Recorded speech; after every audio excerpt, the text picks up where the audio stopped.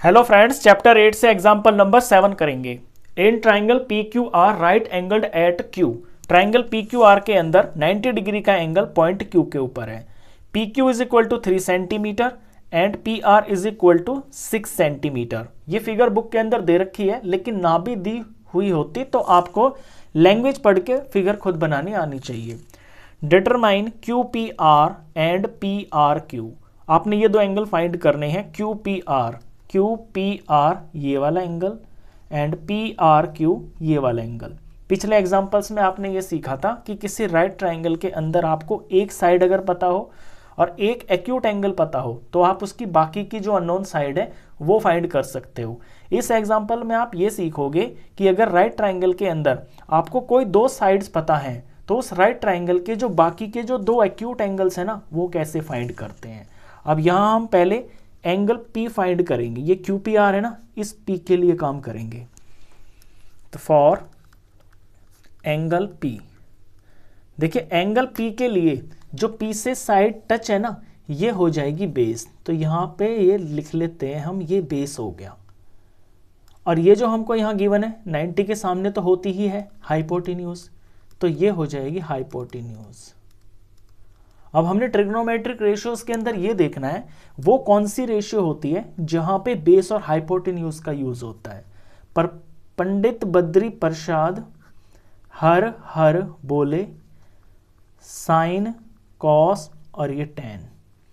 तो बेस और हाइपोटेन्यूज देखिए कहाँ है, बेस और हाइपोटेन्यूज यूज होते हैं कॉस के अंदर, यानी बेस और हाइपोटेन्यूज का हम यहाँ यूज करेंगे। तो बेस अपॉन में हाइपोटेन्यूज का यूज करेंगे। फिगर के अंदर बेस है पी क्यू और हाइपोटेन्यूज है पी आर। पी क्यू की वैल्यू यहाँ पे दे रखी है 3 और पी आर की दे रखी है 6 सेंटीमीटर।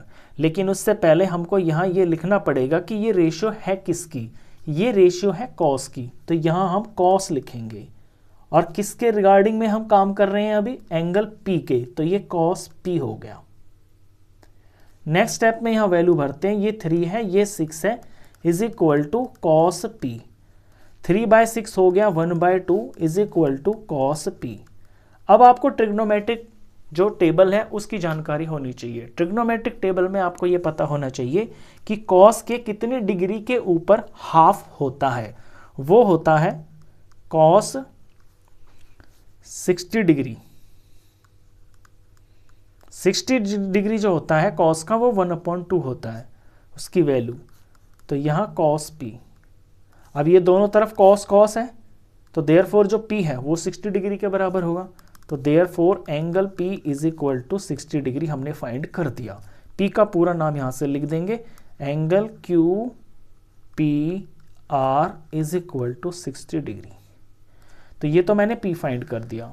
अभी हम काम करेंगे एंगल आर के लिए। तो एंगल आर के लिए जब काम करेंगे तो वहां पे बेस बदल जाएगा, इस बात का आपको ध्यान रखना है। फॉर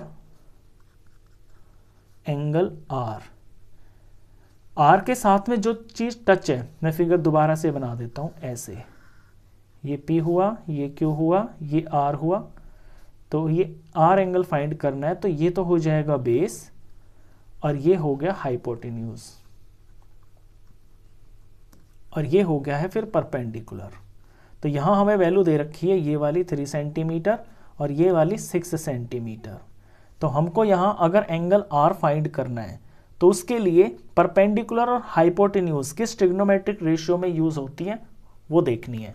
तो परपेंडिकुलर और हाइपोटेन्यूज यूज होती है साइन के अंदर। इट मीन्स यहाँ पे साइन का यूज होगा। परपेंडिकुलर हाइपोटेन्यूज हमें गिवन है, परपेंडिकुलर है पी क्यू और हाइपोटेन्यूज है P R. Perpendicular upon hypotenuse होता है साइन और एंगल है यहाँ पे आर। आर फाइंड कर रहे हैं ना हम, तो एंगल आर। अब सेम इसी तरह से यहाँ पे वैल्यू फिल करते हैं। ये 3 है, ये 6 है और ये साइन आर। 3/6 हाफ होता है बराबर साइन आर। अब आपको ये पता होना चाहिए कि साइन के कितने डिग्री के ऊपर वैल्यू हाफ होती है।